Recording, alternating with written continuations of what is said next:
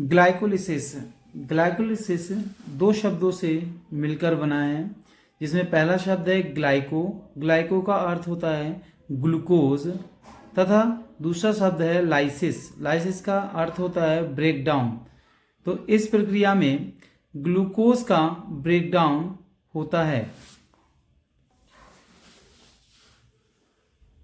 तो इस प्रक्रिया को इस प्रकार भी समझ सकते हैं, it's mean glycolysis is breakdown of glucose. Glycolysis को ईएमपी पाथवे भी कहते हैं। ईएमपी पाथवे 3 वैज्ञानिकों के नाम पर रखा गया है, जिसमें ई का अर्थ है इम्बडेन, एम मेयरहॉफ एंड पी पार्नस। इन्होंने 1930 में इस पाथवे को बताया।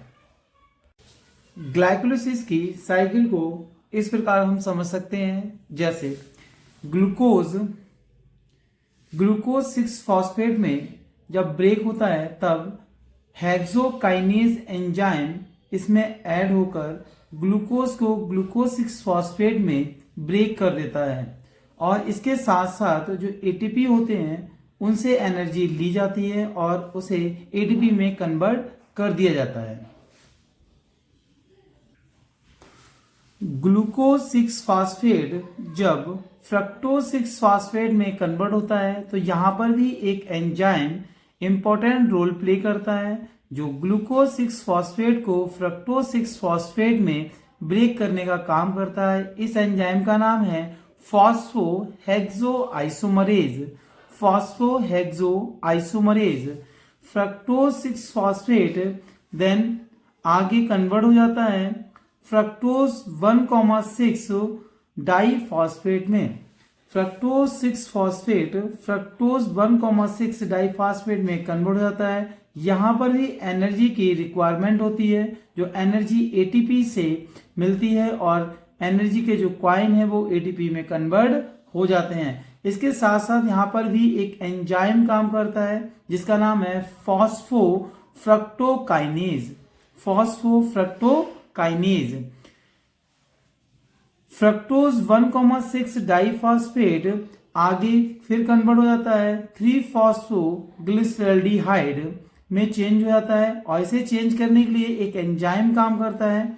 इस एंजाइम का नाम है एल्डोलेज एंजाइम। 3-फॉस्फोग्लिसरॉल्डिहाइड आगे 1,3 डाइफॉस्फोग्लिसरॉल्डिहाइड में चेंज हो जाता है, और इसे चेंज करने के लिए एक एंजाइम काम करता है जिसका नाम है ग्लिसरॉल्डिहाइड 3-फॉस्फेटेज डिहाइड्रोजिनेज एंजाइम काम करता है, और इसके साथ साथ इसमें ऐड हो जाता है H3PO4। 1,3 डाइफॉस्फोग्लिसरॉल्डिहाइड आगे चल के 1,3 डाइफॉस्फोग्लिसरिक एसिड में चेंज हो जाता है, और यहाँ पर एक एंजाइम काम करता है जिसका नाम है डिहाइड्रोजिनेज एंजाइम, और इसके साथ साथ 2NAD ऐड होकर कन्वर्ट हो जाता है 2NADH2 में। 1,3 डाइफॉस्फोग्लिसरिक एसिड आगे चेंज हो जाता है 3-फॉस्फोग्लिसरिक एसिड में चेंज हो जाता है, और इसमें एक एंजाइम काम करता है फॉस्फोट्रांसफरेज एंजाइम। कौन सा काम करता है? फॉस्फोट्रांसफरेज एंजाइम, और इसमें 2ADP कन्वर्ट हो जाते हैं 2ATP में। 3-फॉस्फोग्लिसरिक एसिड आगे चलकर फिर चेंज हो जाता है 2-फॉस्फोग्लिसरिक एसिड में, और यहां पर भी एक एंजाइम काम करता है फॉस्फोग्लिसरोम्यूटेज एंजाइम। कौन सा एंजाइम है? फॉस्फोग्लिसरोम्यूटेज एंजाइम, और ये एंजाइम 2-फॉस्फोग्लिसरिक एसिड में तोड़ देता है। इसके साथ में 2-फॉस्फोग्लिसरिक एसिड 2-फॉस्फोग्लिसरिक एसिड में कन्वर्ट कर देता है। ये 2-फॉस्फोग्लिसरिक एसिड आगे चल के 2-फॉस्फोइनॉल पायरुविक में चेंज हो जाता है, और यहाँ पर एक एंजाइम काम करता है एनोलेज एंजाइम।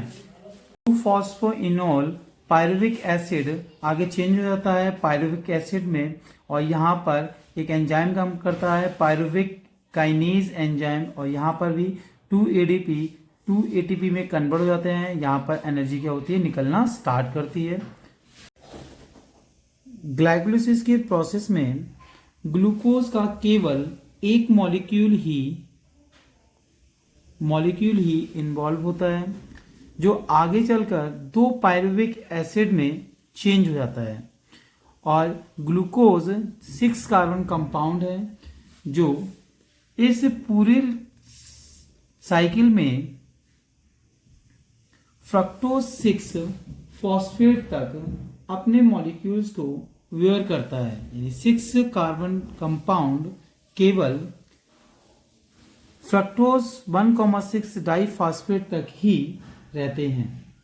और यहाँ इसके बाद जितने भी मॉलिक्यूल्स देखने को मिलेंगे, चाहे वो 3-फॉस्फोग्लिसरॉल्डिहाइड हो या 1,3 डाइफॉस्फोग्लिसरॉल्डिहाइड हो, ये सभी के सभी मॉलिक्यूल्स 3 कार्बन कंपाउंड के होंगे।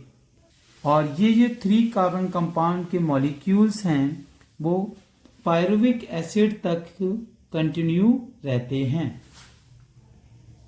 तो इस प्रोसेस में ग्लूकोज का एक मॉलिक्यूल से पायरुविक एसिड के 2 मॉलिक्यूल्स बनते हैं। ग्लूकोज 6 कार्बन कंपाउंड होता है जो पायरुविक एसिड को 3 कार्बन कंपाउंड में ब्रेक करके प्रोडक्ट बनाता है, यानी कि फाइनल जो प्रोडक्ट होगा ग्लाइकोलिसिस का वो पायरुविक एसिड ही बनता है।